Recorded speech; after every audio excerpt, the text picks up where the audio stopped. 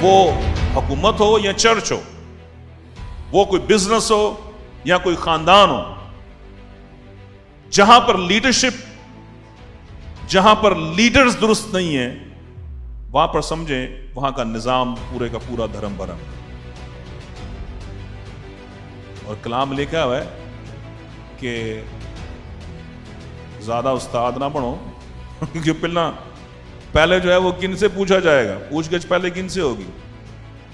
استاد۔ اس کا مطلب یہ نہیں کہ استاد نہ بنے، وارن کیا گیا ہے کہ ایسے نام نہاد استاد نہ بنے، بغیر جانے ہوئے، بغیر ذمہ داری کو سمجھے ہوئے استاد نہ بنے۔